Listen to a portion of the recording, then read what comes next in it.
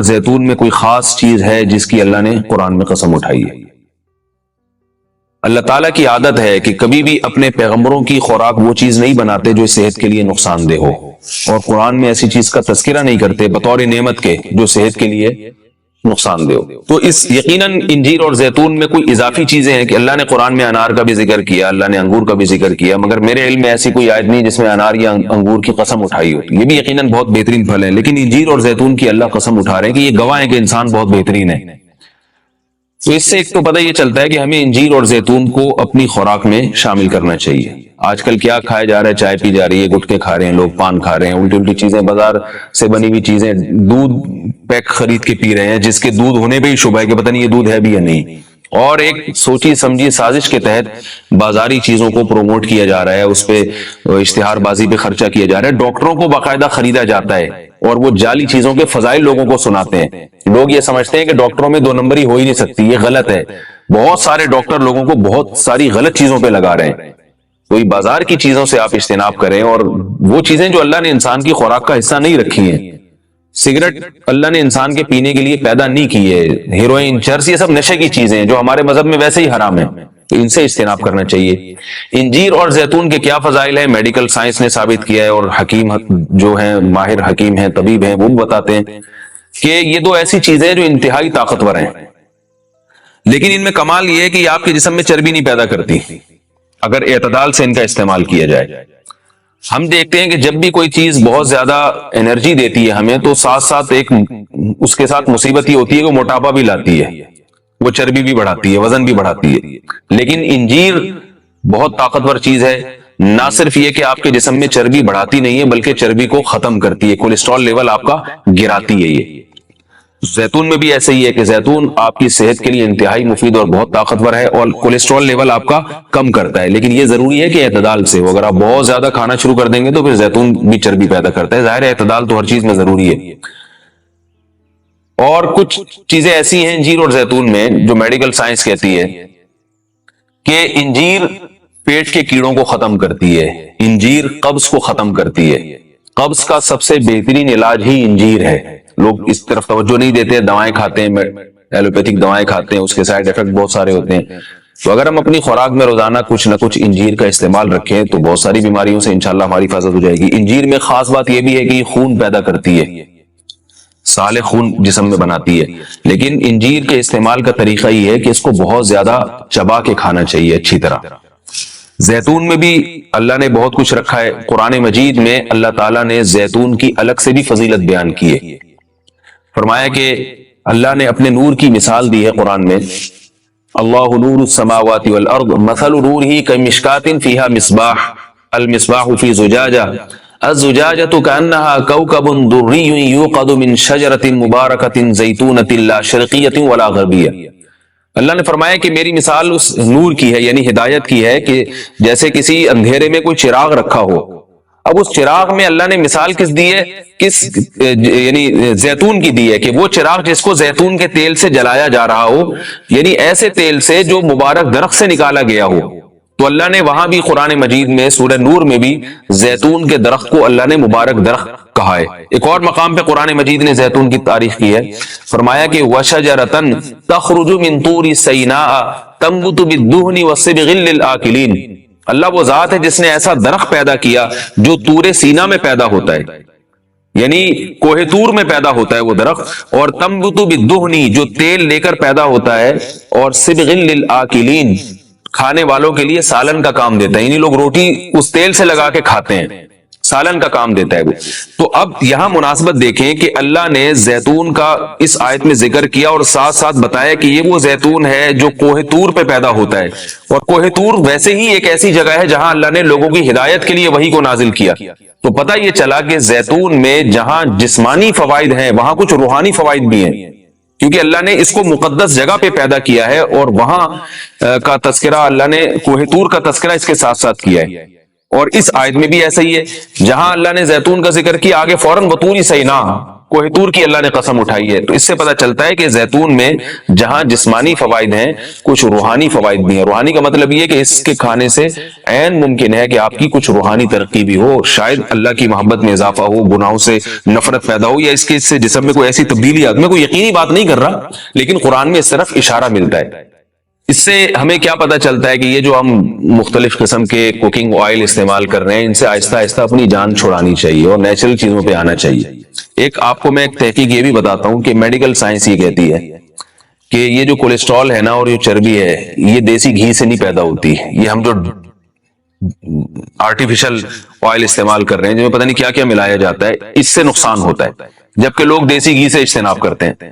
اگرچہ بھی میرا موضوع دیسی گھی نہیں ہے, میں صرف یہ بتانے کے لیے کہ جو قدرتی چیزیں ہیں وہ آپ کی صحت کے لیے نقصان دہ نہیں ہیں. آپ کھانے میں اگر زیتون نہیں استعمال کر سکتے تو دیسی گھی استعمال کرنا شروع کر دیں, تو انشاءاللہ اس سے بھی جو بہت ساری بیماریاں ہارٹ کی اور بلڈ پریشر کی اور پتہ نہیں کیا کیا بیماریاں پیدا ہو رہی ہیں اس میں بھی انشاءاللہ کمی آئے گی. اور یہ بھی ہمیں اس آیت سے سبق ملتا ہے کہ آپ قرآن مجید کا معجزہ دیکھیں. ابھی چند دن پہلے کسی حکیم کے توسط سے مجھے پتا چلا, انہوں نے مجھے بتایا کہ میں نے پوچھا کہ بھئی انجیر اور زیتون, انجیر کھانے کا سب سے بہترین طریقہ کیا ہے؟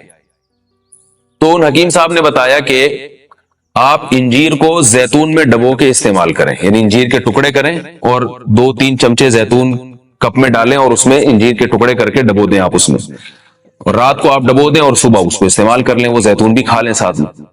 تو اس وقت میرا ذہن اس طرف نہیں گیا. آج جب میں یہ آیت کا درس دے رہا تھا تو مجھے خیال آیا کہ یہ تو اللہ نے خود قرآن میں دونوں کا ساتھ ذکر کیا ہے. حکیم تو آج کہہ رہے ہیں 1400 سال کے بعد کہ ان دونوں کا ملاپ بہت بہترین ہے صحت کے لیے.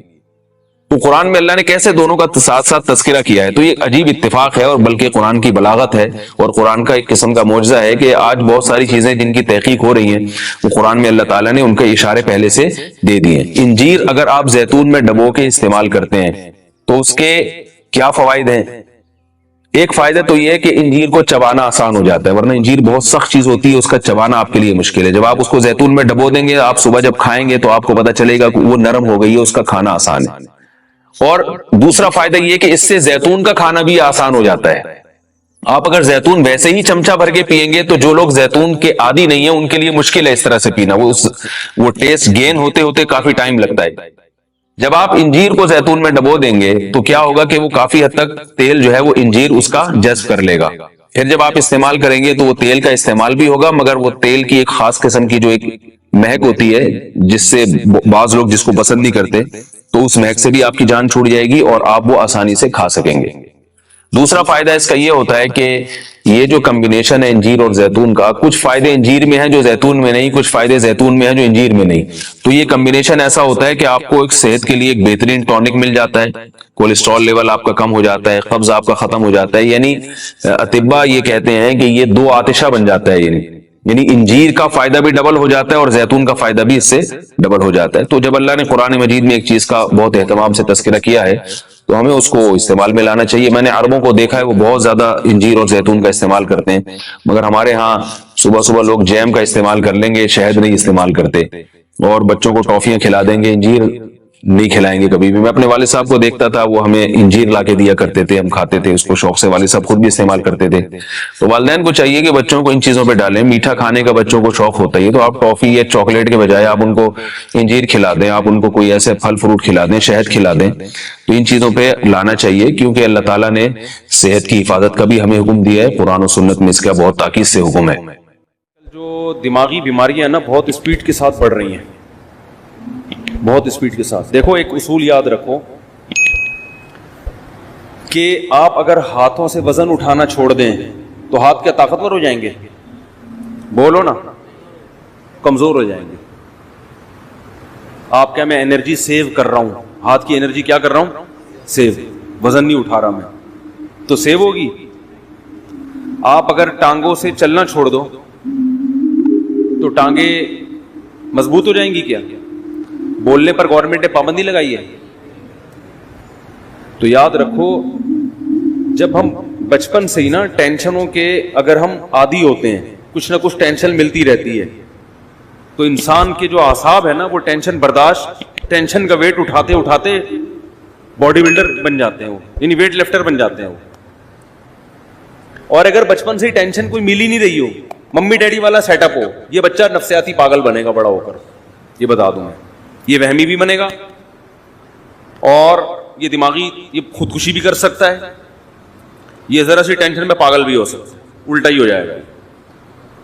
तो आजकल जो माँ बाप ने बच्चों को जो मम्मी डैडी वाली जिंदगी दे दी है, बहुत ज्यादा मेरा बच्चा चमाट नहीं मारना, थप्पड़ तो माँ, एक्चुअली बच्चों की सेल्फ रिस्पेक्ट पे बहुत असर पड़ता है, इससे बच्चे की ऐसी की तैसी।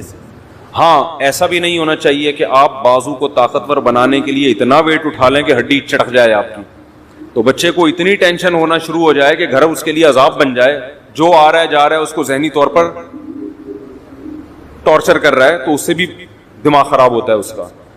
लेकिन नेचुरल लाइफ जो है ना, जो हमेशा से चलती आ रही है, उससे जब हट जाएंगे तो ये मसाइल खड़े होंगे। हमें याद है पहले वहमी भी नहीं होते थे लोग, और पागल कहीं लाखों में कोई एक नजर आता था, वो भी कोई एक्सीडेंट की वजह से, दिमागी चोट की वजह से।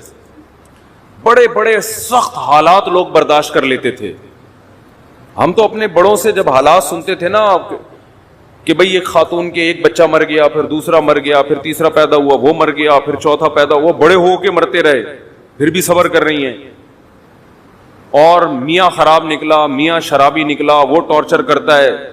बच्चों को माँ बाप बहुत कूटते पीटते थे, बच्चे बागी नहीं होते थे। अब 2 थप्पड़ लगाओ, बच्चा क्या हो जाता है? बागी हो जाता है। तो एक मसला तो ये है कि बच्चा बचपन से थोड़ी बहुत टेंशन उसको मिलनी चाहिए, थोड़ी बहुत डांट डपट मार कुटाई कभी कभार होनी चाहिए। बहुत दिनों से नहीं हुई तो एक दफा आदमी एहतियातन 1-2 थप्पड़ बिला वजह ना लगाए, कोई बात पे लगाए, ठीक है ना, कभी कभार। उससे थोड़ा आदत होती है कि अब्बा है भाई, मार सकता है। दूसरी बात यह कि बच्चों को खराब करने वाली चीज बाहर का माहौल है, ये एनवायरनमेंट जो है ना बाहर का। स्कूल कॉलेजेस में ये बताया जाता है, बच्चों को ये नहीं सिखाया जाता। जो लिबरल टीचर्स हैं, आजकल तो लिबरलिज्म फैल रहा है ना, कि भाई माँ बाप अगर सख्ती भी करें बर्दाश्त करो, उल्टी पट्टियां पढ़ाई जा रही हैं उनको। आप किसी बच्चे के सामने ही कहते हैं अबे तुम्हारा बाप तो ऐसा है, अबे तुम्हारा फलां तो ऐसा है, बच्चे के दिल से अपने बाप की इज्जत खत्म हो जाएगी। तो बाहर बहुत सारे लोग हैं जो आपके घर को क्या कर रहे हैं, खराब। औरतें क्यों खराब होती हैं? वो जब दूसरी औरतों के घरों में जाती हैं तो दूसरे की मियाँ की खूबियां उनको नजर आ रही होती हैं, खामियां नजर नहीं आती, और अपने मियाँओं की खामियां नजर आ रही होती हैं, खूबियां नजर नहीं आ रही होती। ये बहुत हो रहा है। अब वो गई किसी आंटी से मिलने के लिए, उसके घर में देखा भाई वो तो अपनी वाइफ को गाड़ी में बिठाता है, ऐसे दरवाजा खोल के यूं करके बिठाता है, ये नहीं पता कि वो कुंडी टूटी हुई है उसकी, वहां से खुलता नहीं दरवाजा अंदर से, ठीक है ना। अब वो यही एक खूबी है, चलो इज्जत दे रहा है। आप जरा तहकीक करो तो पता चलेगा खर्चा धेले का भी नहीं दे रहा।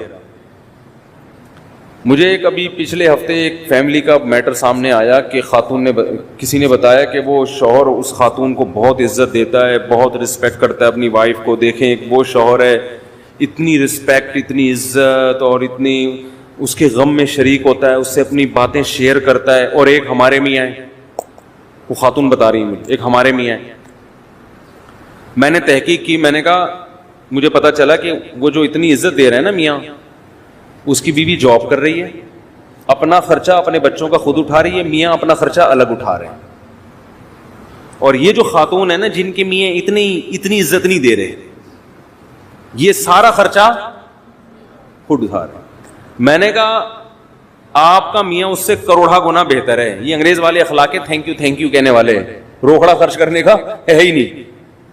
और भाई तुम्हारे मियाँ ने तुम्हें घर दे दिया लेके, तुम्हें गैस बिजली का, अब एक थैंक यू रह गया उसकी जबान पे, छोड़ दो यार, इसमें क्या जा रहा है यार।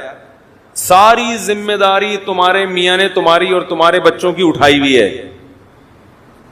तो अब वो उस तरह से इज्जत नहीं दे रहा, दे दे तो बहुत अच्छी बात है, लेकिन उसकी इज्जत देख के धोखा मत खाओ। उसको बोलो कि ऐसा कर, तू ऐसा करके, अच्छा बेगम को बोलो कि ठीक है, इस खातून का शौहर बोले ठीक है बेगम, अब मैं उतने ही पैसे तुम्हें दूंगा जितना वो अपनी बीवी को दे रहा है, और उसके बदले थैंक यू मुझसे सुबह शाम 25 दफा ले लिया करो, हर बात पे थैंक यू और इज्जत दो। औरत तैयार होगी عورت کہے گی پیسے دے دیا کرو, بے شک اس سے پہلے 10 گالیاں اور اس کے بعد 20 گالیاں. اگر آپ کا سیٹ آپ کو 25-30 گالیوں کے بعد 50,000 روپے دے, آدمی کہتا ہے 25 اور دے دے لیکن پیسے دے دے. قربانی تو یہ ہے نا. بہت